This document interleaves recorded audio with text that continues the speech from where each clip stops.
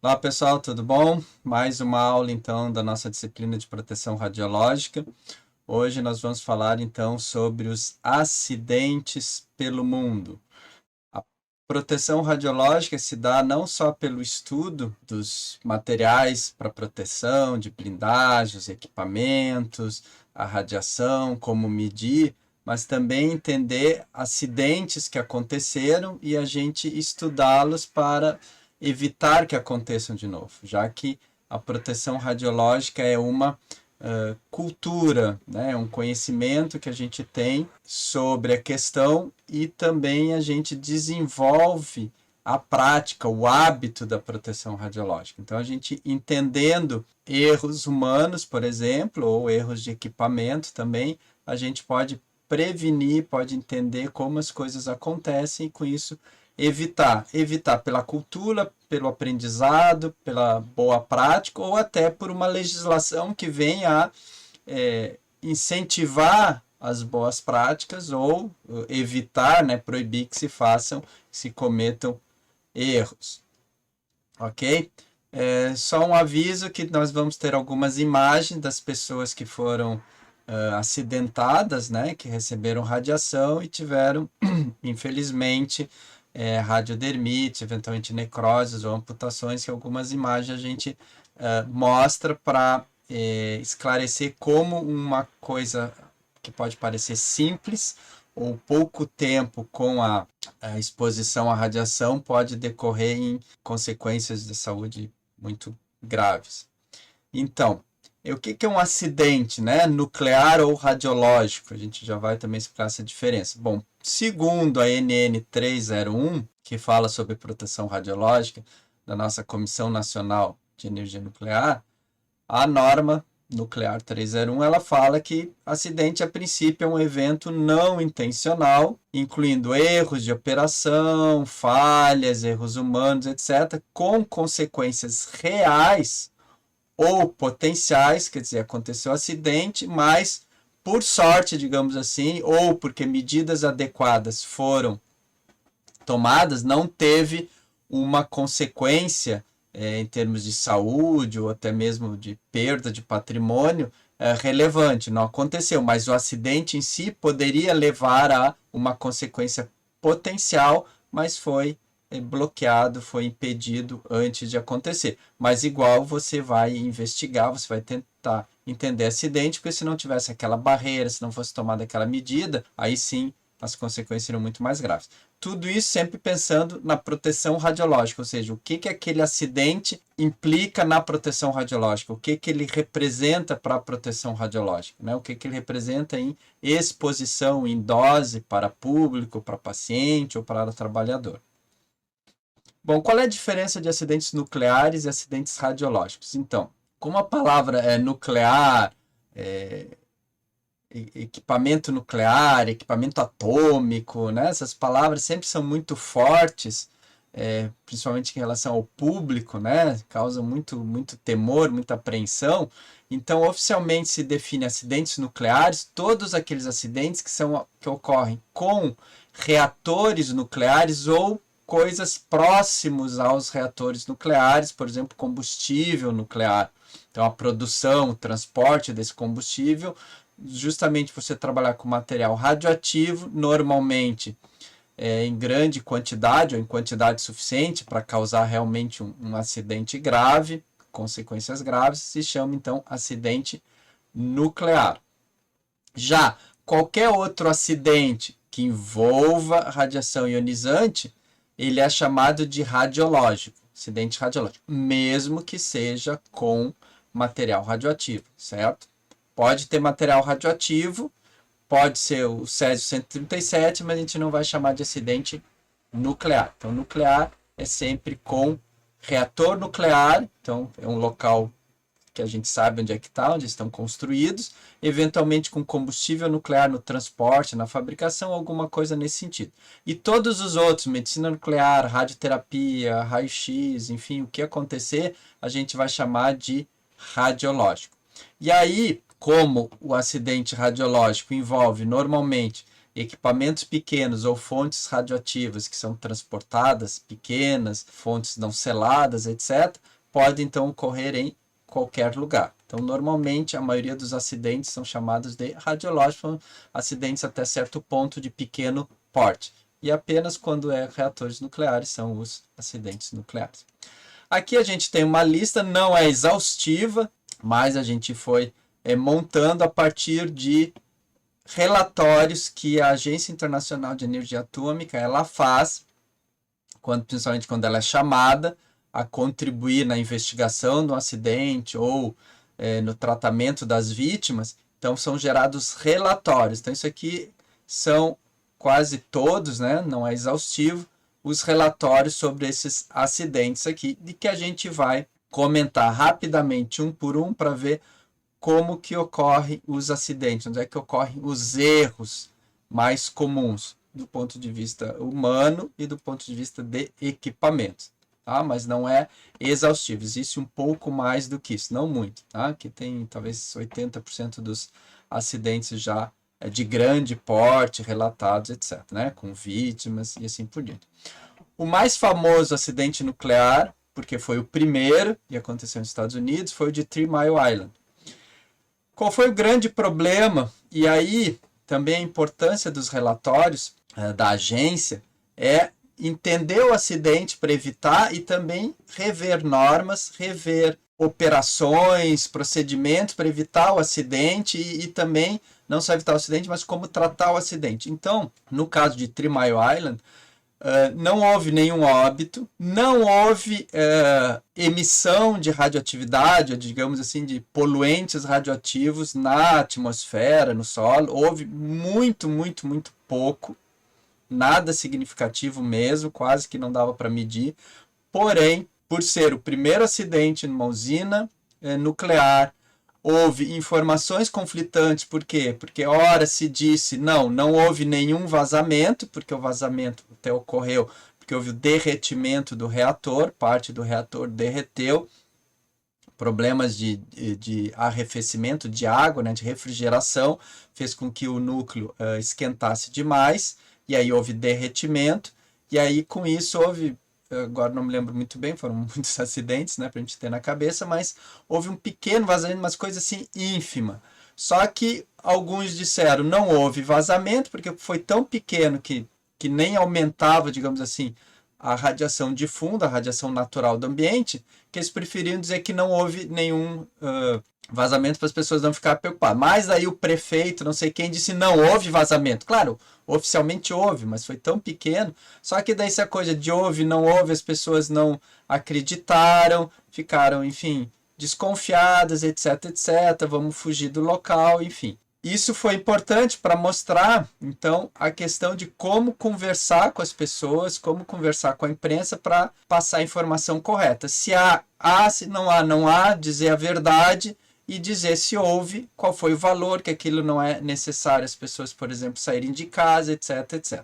Então, isso foi muito importante como aprendizado. Outra coisa, os Estados Unidos, já naquela época, na década de 70, assim, até hoje, como a Europa, eles têm um plano de emergência para situações de enchente, de incêndio, de um desastre maior, etc. Eles sabem como operacionalizar isso, ou sabiam na época. Mas com relação ao acidente nuclear, certo? Eles não sabiam ainda. Existia um plano de emergência para o reator, para o local, né, do acidente. Então lá tinha um plano, como todos os reatores, todo mundo que manipula a radiação tem que ter um plano de emergência, um plano de radioproteção, só que aquele plano era tipo para a usina, se acontecer uma coisa dentro da usina, o que você faz dentro da usina. Então essa comunicação com o mundo, digamos, exterior, com fora, e como tratar com os bombeiros. Não houve um incêndio, mas houve um acidente, vai vir um bombeiro, ambulância, polícia, como conversar com ele, onde eles devem ficar, longe da usina, próximo da usina, enfim, tudo isso foi um aprendizado. Houve problemas, então houve o caos pela falta de uma cadeia de comando, quem mandava. Aí o pessoal da usina dizia assim, não, nós vamos mandar aqui o que tem que fazer na usina. E o pessoal dos bombeiros, da defesa civil, disse, não, quando há um acidente, quem manda é a Defesa Civil. Nós é que dizemos o que as pessoas podem fazer ou não. Então, isso foi um aprendizado. A mídia também, como conversar com a mídia, quem fala com a mídia, que informações tu passa para a mídia e a mídia daí para a população.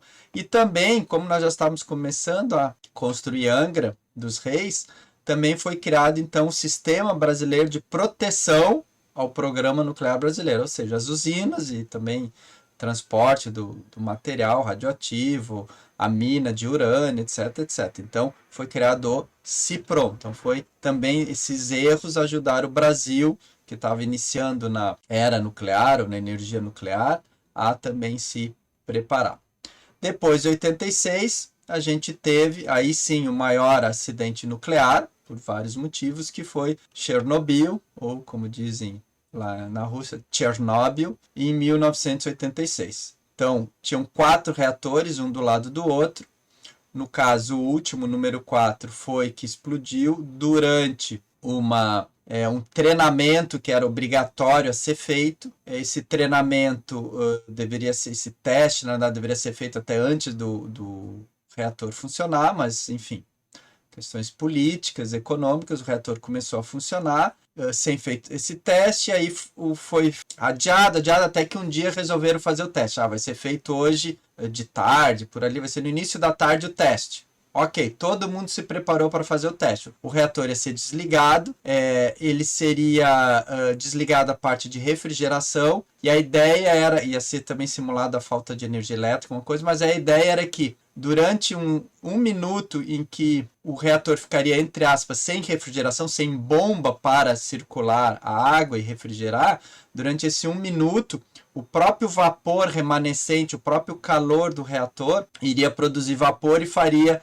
girar lá os geradores de energia. Então, nessa falha de 1 minuto até entrar acho que um motor a diesel que iria gerar energia elétrica para voltar a funcionar, o teste era ver se o próprio reator com calor, com o vapor, poderia se autossustentar por esse prazo de 1 minuto, 45 segundos. Só que o que aconteceu? No momento em que foi feito, que era para ser feito o teste, o que a gente chama aqui de ONS no Brasil, né? O que é o Operador Nacional do Sistema. Lá na Rússia também tinha alguém, uma autoridade que controlava todo o sistema e disse, olha, a usina de Chernobyl não pode se desligar, número 4, não pode se desligar porque vai faltar energia para o resto da Rússia, lá, da Ucrânia, etc. Então vocês têm que ficar ligados, vocês não podem fazer o teste agora. E aí o que aconteceu? Eles passaram o teste para meia-noite, mais ou menos, uma coisa assim. Só que o que aconteceu? Quando veio a equipe que ficava meia-noite, da meia-noite às 6, da meia-noite às 8, elas não estavam preparadas, não tinham lido, não tinham estudado sobre como fazer o teste. O chefe lá disse assim, não, nós vamos fazer, nós temos que fazer esse teste, etc. E aí aconteceram todos os erros possíveis lá e explodiu. Faltou aquecimento, refrigeração, melhor, sobrou aquecimento, né? E com isso acabou explodindo o reator. Oficialmente se fala em 59 mortes, às vezes fala em 80, depois subiram para um torno de 400 a 500 mortos que teriam morrido, digamos assim, no dia ou na semana lá do acidente. Então, alguns bombeiros que foram apagar, pessoas que estavam lá dentro em cima do reator, porque você poderia caminhar em cima do reator, digamos assim, né? Lá dentro, né, do que seria o reator, e quando ele explodiu, jogou placa, enfim, caiu pedaço de concreto, então pessoas lá que trabalhavam lá morreram, algumas que foram tentar ligar e desligar os equipamentos também pegaram uma radiação muito forte e acabaram morrendo. Então, depois teve soldados que foram ajudar. Então, se fala 59 mortos na hora ali, no fim dos primeiros dias. Depois se fala em 400 e pouco, acho que não chega nem a 500, oficialmente que morreram por causa do acidente.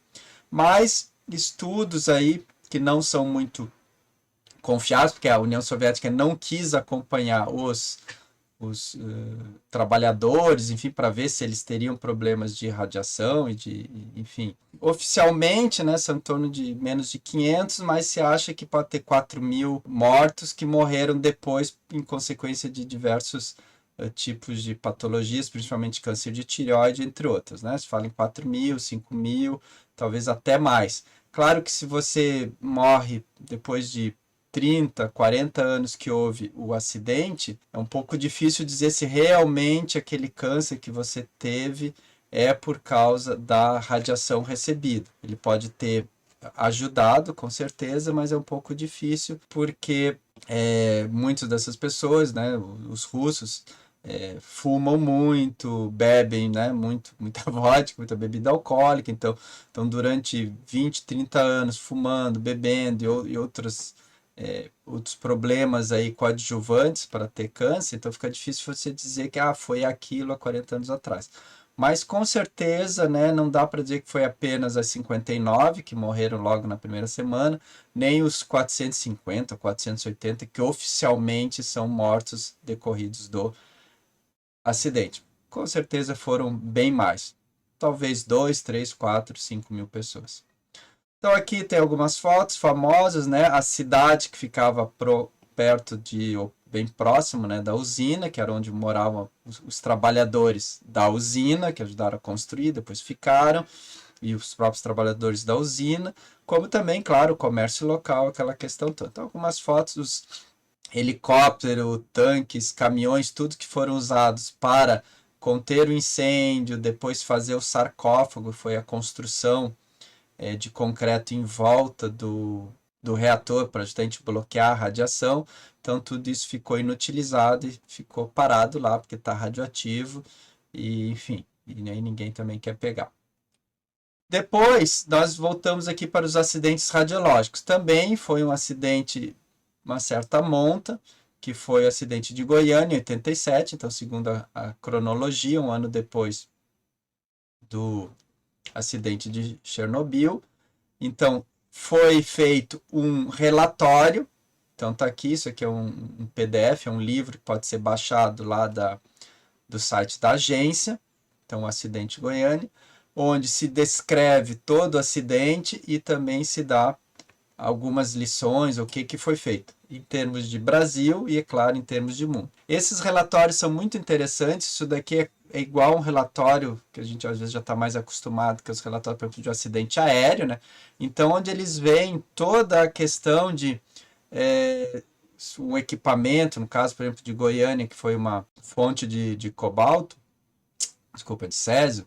Então, assim, quem comprou o equipamento, quem que fabricou o equipamento, se o equipamento tinha manutenção periódica, quem era o dono, quando é que ele foi desligado, foi abandonado, etc, etc. Então, tudo isso é descrito. Depois, quem descobriu a fonte, o que aconteceu, qual foi as primeiras ações que foram tomadas, as doses, depois como é que, no caso de Goiânia, como é que foi limpo o local, o que foi medido, enfim.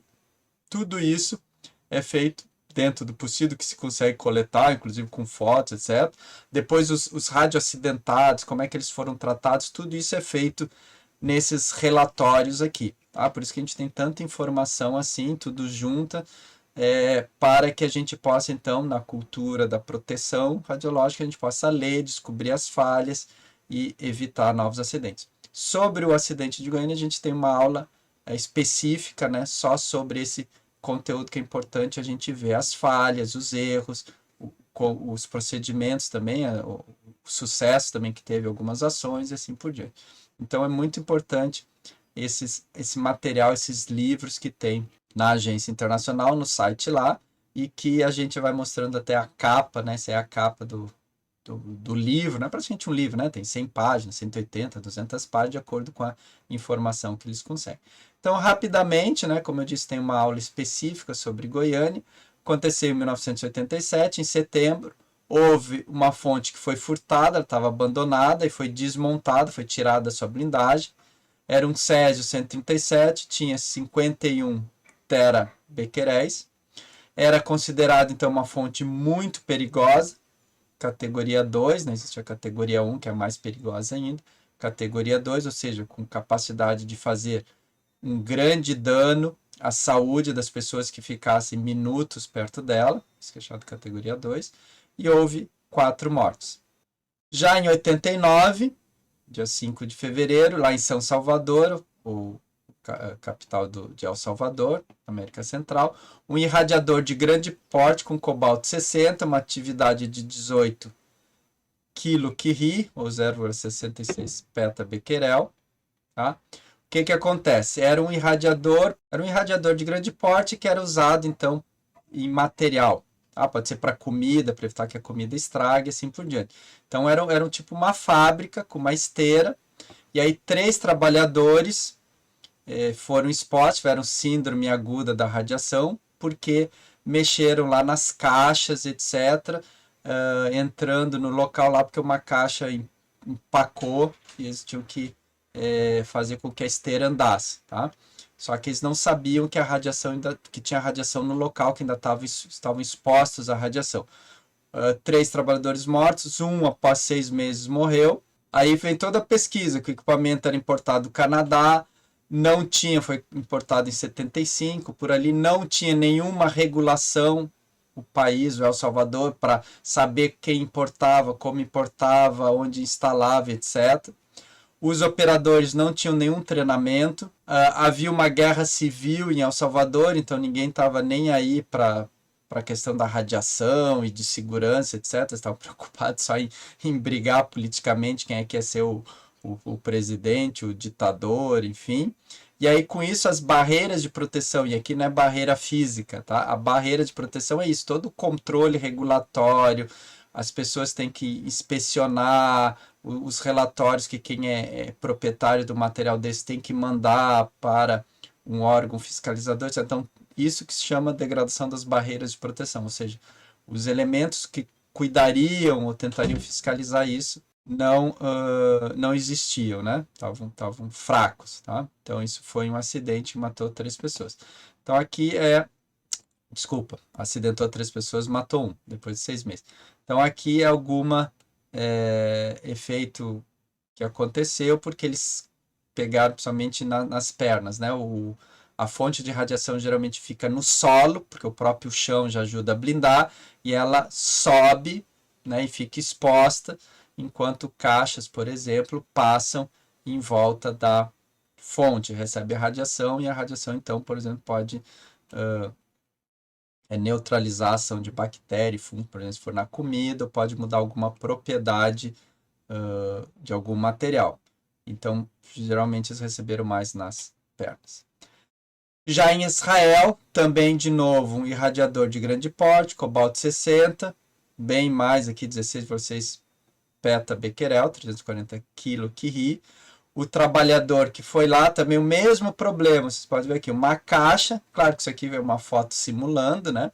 Então, uma caixa que travou o sistema, que as correias aqui, a esteira não podia levar mais dentro do irradiador, porque o irradiador, obviamente, é blindado, é uma caixa fechada, onde entra as caixas por um lado e sai pelo outro. E fica ali durante, aí depende, 1 minuto, 2, circulando. Então, esse trabalhador também não sabia que estava com a radiação funcionando, que a fonte estava exposta. Por quê? Porque tinha um alarme que não estava funcionando. Então, o alarme diz assim, olha, tem radiação. Aí você olhava, não, mas a fonte está recolhida e tal, porque você tinha um outro sistema que dizia que a fonte estava recolhida. Não, a fonte está guardadinha lá, esse alarme está errado. Aí arrumaram, mexendo, não sei o quê. Depois uma outra vez de novo. Então, quando o alarme tocou, ele achou, não, esse alarme está errado. Não está funcionando, não acredito nele. A fonte está recolhida, não tem radiação, vou lá arrumar a caixa. Não era verdade. Outra coisa também, o trabalhador não era capacitado, não tinha manual de procedimento na língua do país, ou seja, em israelense lá, enfim, em hebraico, e ele não estava muito bem preparado. E ele fez também de chamar um físico para vir com um monitor de mão, parece que também o monitor de mão tinha problema, tá? Se eu não me engano, que eu li esse relatório, eu acho que o monitor de mão, então, além do principal não estar funcionando ou terem desligado, alguma coisa, porque de vez em quando ele dava alarme falso, tinha um monitor de mão para você conferir, né? Se tem ou não radiação, também parece que tinha problema, não estava calibrado, enfim. Então, alguns erros que mostram a importância, por exemplo, de um simples monitor. Daí ele foi lá, entrou dentro lá do local, recebeu radiação e morreu em poucos dias. Bielorrússia, de novo, 1991, tá? irradiador de grande porte. Então vejam como naquela década ali de 80, início de 90, houve muitos problemas com irradiadores, que claro que com isso se aprendeu a não ter mais falhas, né? Então cuidar bem, ter medidores de radiação, na dúvida vai lá, mede, se tiver dúvida ainda usa dois medidores para ver. De novo, um trabalhador morto, a mesma coisa, trava o sistema, você vai lá e entra. Já na Estônia, em 94, aí houve o roubo de uma fonte radioativa, então tinha um depósito de fontes radioativas, aí por causa da União Soviética, que se desmembrou, né, a União das Repúblicas Socialistas Soviéticas, separou nos vários estados, aí também ninguém controla nada, isso parece que não me lembro se era do exército, aí o que foi? Roubaram as fontes pequenas, também depois de 12 dias, o morto, porque manipulou essas fontes de 7 terabequeréis, o que dá 340 kcal. Lembrando que 1 curie já é uma dose muito alta, tá? É usado ali, por exemplo, para tratamento de tumor, às vezes alguma coisa na ordem de 1 gray, 10 grays, e também 1 curie já é alguma coisa, né? 150 milicurie. Que já é alguma coisinha que já faz algum pequeno estrago ali num tumor. Tá? Então imagina 340 mil vezes isso. Então é uma fonte muito forte. São José da Costa Rica, também logo em seguida 94, fonte de cobalto, certo? Só que aí era radioterapia. O que aconteceu? Erraram no cálculo de dose, em vez de dar uma dose para o paciente, deram uma dose maior, e 115 pacientes com exposições acima do normal. Então vejam também que erros médicos, digamos, erros em tratamentos radioterápicos são considerados acidentes radiológicos e também merecem investigação para evitar que novos erros aconteçam. Em 97, em Sarov, na Rússia, teve um experimento com urânio altamente enriquecido, era um centro de pesquisa, o pessoal lá, então, físico, com treinamento, com estudo, cometeu um erro de criticalidade, ou seja, juntou, tá aqui o desenho aqui, na verdade, você juntou muito urânio, mais do que o permitido, e ainda possivelmente ele deve ter bloqueado, então, os nêutrons que saíam desse urânio, e alfa, beta, talvez gerasse aqui na proteção mais radiação que voltava por urânio, então isso chama-se criticalidade. Talvez tenha acontecido quase que uma mini explosão atômica, claro que o material era pequeno, porque era um centro de pesquisa, mas o suficiente para dar um questão de blast, né? Um flash de radiação. Então você tinha uma quantidade de radiação pequena, mas de repente você extrapola isso e aquilo meio que explode, dá um monte de radiação, depois acaba, porque o material deixa de ser radioativo, né?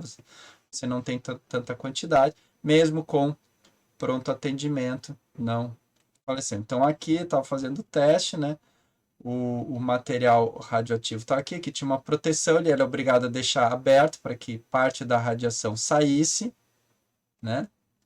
E alguma coisa ele queria, acho que voltasse aqui, talvez para testar a bomba atômica, uma coisa assim. Só que daí se ele fecha totalmente, essa radiação que sai volta, e aí aumenta aqui a energia, o calor, etc, etc. Tá? Aqui tem um exemplo tirado do relatório.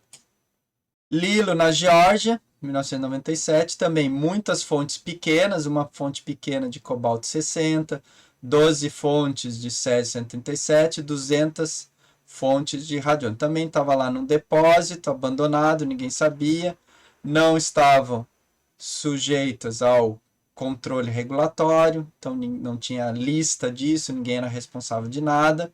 O inventário também não foi transferido, ou seja, quem comprou lá o local, enfim, sei lá, as fontes, não sabia o que tinha recebido, etc. E 14 soldados foram expostos. Nesse caso aqui, me parece que não houve mortes, apenas vários problemas aqui de radiodermites, tá? Necrose, etc. Não havia condicionamento ou descarte, não havia rótulo, sinal de alerta, e também sem resposta à emergência apropriada. Então, quer dizer, se você encontrar uma fonte radioativa, o que você faz? Isso é importante, você saber. Vou manipular, não vou manipular, vou proteger, vou blindar, tentar blindar ela, depois chamo Defesa Civil, Vigilância Sanitária, CENEM, o que eu faço? Então, é importante. Então, não tem o aviso, daí eu não sei que é radioativo, mas eu posso suspeitar que seja radioativo pelo formato, enfim, pelas características, pelo local onde está num centro de medicina nuclear, no centro de radioterapia, pode ser que seja radioativo. Então, mesmo que não tenha o símbolo. Então, importante a gente entender e ter esses planos de resposta à emergência também bem descritos. Na Turquia, fonte órfã encontrada em ferro velho, algo que a gente conhece, né, de Goiânia. Então, aqui mostrando como que a pessoa conseguiu colocar os dedos lá dentro de um tubo, alguma coisa onde tinha o material radioativo, uma fonte de cobalto, e conseguiu retirar isso do local. Certo? Aqui também houve amputação aqui de uma falange, aqui, me parece, e necrose nos outros.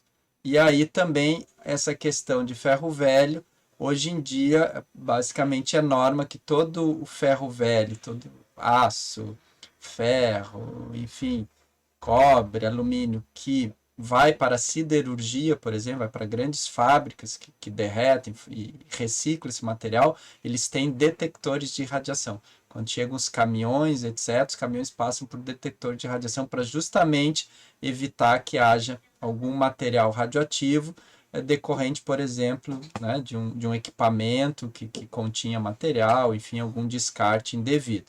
No caso aqui, 18 membros que circulavam perto desse local aqui foram expostos.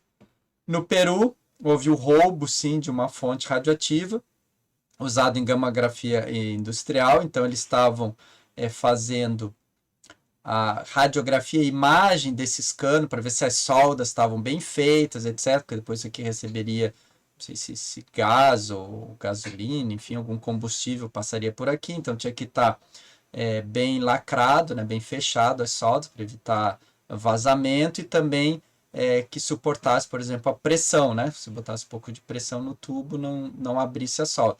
Então, essa fonte aqui, né, a fonte está aqui, depois ela vai numa carapaça aqui, numa espécie de uma caixa de blindagem. Isso aqui pesa algumas gramas, mas a caixa pesa 30 quilos, por exemplo, 25, 30 quilos, que é chumbo, urânio, material pesado, puro para proteger. Então, isso aqui que foi roubado. Atividade calculada para o dia do roubo, lá do ano do roubo, de 1,37 terabytes. Porque eles fazem a pesquisa, né? Então eles sabem, foi comprado em 95, foi comprado em 1980, tinha 7 terabytes, depois tem o decaimento do irídio, então no dia caiu 137.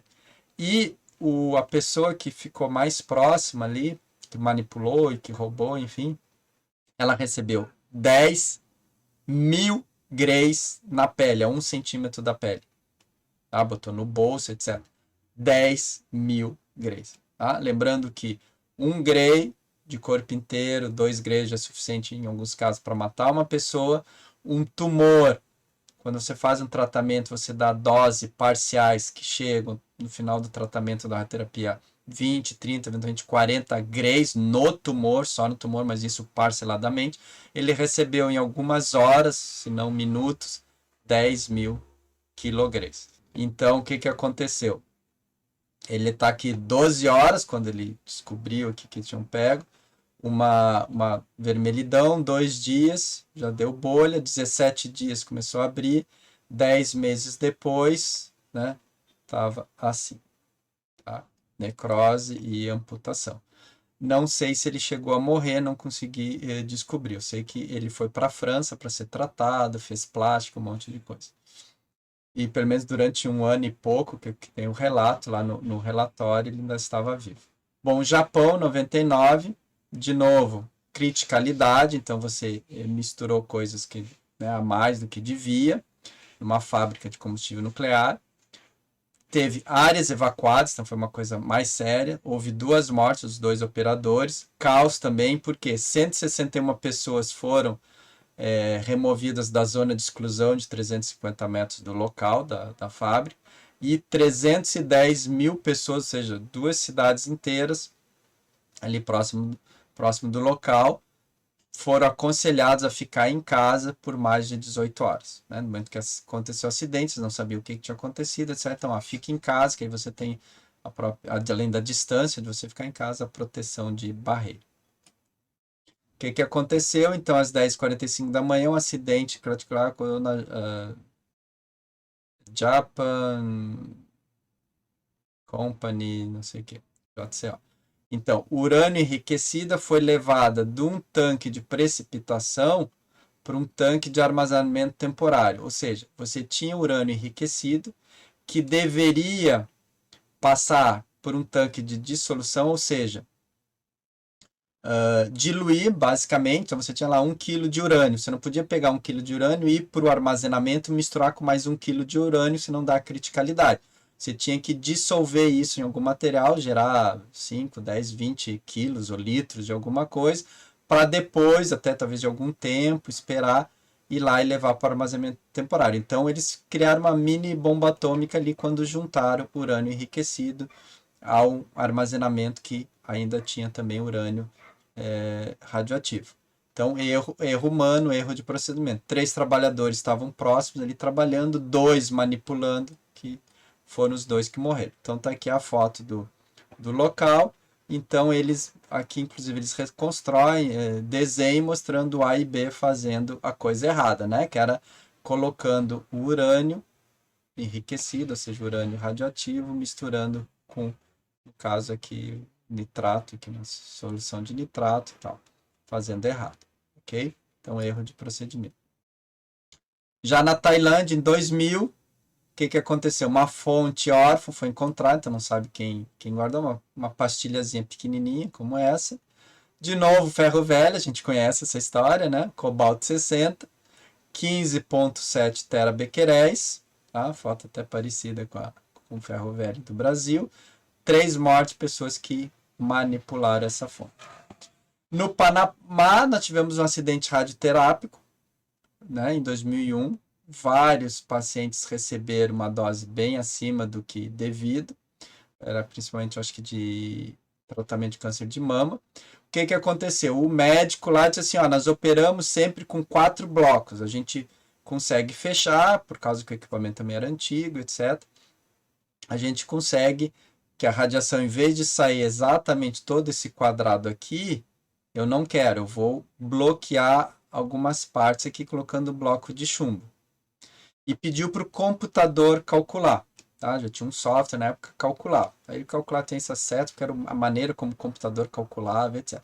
E aí o médico disse, não, vamos proteger um pouco mais a mama da paciente, etc. Vamos botar um 5º bloco de chumbo para proteger uma parte aqui a mais da mama, que eu só preciso radiação na volta. E aí houve erros na hora de mandar o computador calcular isso aqui, que era um algoritmo relativamente simples, tal, não era sofisticado como a gente tem hoje. E a diferença de dose foi essa.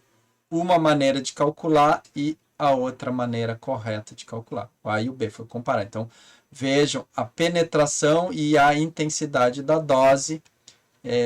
Aqui seria penetrando o corpo humano, né? Então foi comparado como deveria ser calculado, o que foi calculado. E aí as pacientes, na maioria eram mulheres, em tratamento de mama, receberam simplesmente o dobro da radiação devida, tá? Então, de novo, para mostrar os cuidados que tem que ter no planejamento da radioterapia. Na Polônia também a mesma coisa, só que agora o erro foi diferente. 5 pacientes tiveram exposições elevadas. O que aconteceu aqui? Nesse equipamento. O equipamento está aberto, porque quando foram bater a foto ele já estava aberto. Mas o problema não foi aqui. O problema foi, ao mesmo tempo, eletrônico e foi da equipe também. O que aconteceu aqui? Tinha algum erro na quantidade de radiação que o equipamento dava. Então ele dava... eles achavam que o equipamento dava 100 unidades de medida, é um termo que eles usam. Tá? Então ele dava 100 unidades de medida por minuto. E aí o tratamento, na hora de ser calculado, essa pessoa precisa de 400 unidades de medida, logo, você dá 100 por minuto, são 4 minutos. Só que, na realidade, o equipamento não estava dando 100, ele estava dando 200 ou 250. E um dos motivos do erro era, no caso, o diodo que foi apresentado aqui. Então, o que, que aconteceu, parece, com esses 5 pacientes? O equipamento parou, então o equipamento deu lá 2 minutos de radiação, por 100 daria, ou 2 minutos e meio por 100 daria os 250 que precisava. Deu 250, né? 2 minutos e meio vezes 100, 250 unidades de medida. Só que o tratamento era 400. Aí o equipamento parou, o físico lá, coisa olhou assim, não, faz assim, então o equipamento parou, liga de novo, daí ele tem que esquentar, tal, liga de novo e manda dar mais 1 minuto e meio para fechar os 150, com 250 fechar os 400. Então havia alguns erros de medida, falha no equipamento, e com isso foi dado muito mais dose do que devia, tá? Com 5 pacientes, depois se descobriu, coisa não foi como 150 antes. Na Geórgia também foi interessante. O que, que aconteceu? Existiu o chamado gerador termonuclear. O que, que é o gerador termonuclear? Então, ele é uma pilha, imagina uma pilha de rádio, né? A pilha que a gente usa rádio, na lanterna, etc. Né? Então, tem a pilha, positivo, negativo. Quimicamente, você gera energia elétrica, certo? Corrente elétrica. O gerador termonuclear, ele é uma pilha, ou uma bateria, que gera energia elétrica por meio da radioatividade. Você tem elétrons livres, etc., e você consegue. Então, era muito comum lá na União Soviética, né, porque a Geórgia fez parte da União das Repúblicas Socialistas Soviéticas. Então, lá na União Soviética, era muito comum, por causa do inverno, dos lugares remotos, etc., você ter, então, postos militares com rádio, etc., e você usava essa pilha termonuclear, ou gerador termonuclear, porque não precisa de química, não precisa de nada, então você já é uma espécie de um balde, a gente vai ver as fotos, é um balde de 10 litros, mais ou menos uma coisa assim, e ali você então tinha um positivo, negativo, você tinha uma tensão e uma corrente, você podia ligar então, por exemplo, os rádios para se conversar entre si, entre esses postos de comando, aí, enfim, de fiscalização que tinha de guarda. O que, que aconteceu? Aquela história, de novo, a União das Repúblicas Socialistas Soviéticas se separou, a Geórgia se tornou um estado independente, aí ninguém sabia onde estavam esses termogeradores nucleares, onde é que estava, quem tinha, porque isso, quem tinha a lista dos locais, sei lá, era lá em Moscou, que era a unidade central, então lá na Geórgia, lá ninguém sabia, etc, etc, etc. Muito bem, o que, que aconteceu? Lenhadores, um dia caminhando na floresta, caçadores, etc., com o frio viram os baldes, viram um balde no caso, né? Dois, né? Eram dois que eles acharam, viram 2 baldes, chegaram perto, alguma coisa, e sentiram o calor. A própria neve derrete próximo a esse gerador, porque além da energia nuclear ali tem calor. Sentiram o calor, estava frio, o que, que eles fizeram? Se deitaram com as costas ali para se esquentar, porque que acharam, enfim, que era aquilo lá que esquentava, não estavam nem sabendo que era coisa radioativa. Houve, então, uma operação bem complexa e documentada para recuperar a fonte. Isso houve auxílio internacional para ajudar a resgatar, porque eles não tinham treinamento, não sabiam nem o que fazer. Esse rapaz de laranja aqui, que depois vai aparecer nas fotos, no vídeo que eu vou mostrar, é um brasileiro que foi ajudar lá a fazer a operação. E não morreu ninguém, só os lenhadores ficaram com vários problemas, dá para ver aí, certo? Então aqui estão os 2 baldes, a foto aqui dos 2 baldes que foram retirados, os termogeladores. Aqui as medidas e uma preparação aqui de como fazer, tinha uma pedra grande aqui, os 2 baldes, as 2 fontes estavam aqui, então as medidas a 5 metros de distância, 1,3 milisievert/hora, atrás a pedra funcionava com blindagem, então onde colocar o caminhão, então foi colocado a 10 metros de distância, e assim por diante. Bom, por que que aconteceu aqui do balde? É porque normalmente a água ficava nessa altura. Então, quando houve, sei lá, uma enchente, uma coisa que destruiu o posto de comando e tal, a casinha lá, e o balde, sei lá, caiu, rio abaixo, uma coisa, ele ficava escondido. Então, ninguém achou isso. Quando, naquele ano que os lenhadores foram lá, sei lá, pegar madeira, etc., o nível do rio tinha baixado, apareceu aqui. Esse aqui é um outro balde, tá? Inclusive, eles não sabem direito quantos desses termogeradores ainda existem no país, aí perdidos, escondidos dentro de rios, etc. Eles conseguiram depois, começaram a procurar, resgataram alguns, mas ainda não sabem onde estão todos, tá? Porque ninguém tem a lista de quantos são, etc, etc. Então, esse é o vídeo, a princípio até gravado com a ajuda de um brasileiro que foi lá resgatar. Então, a primeira prioridade, né, do treinamento e da preparação do material era justamente construir a blindagem que iria trazer o gerador de volta, né, com segurança. Então foi construído aí todo um super balde de chumbo. Depois, a segunda prioridade foi treinar. Então isso aí é um treinamento, tá? Então simularam ali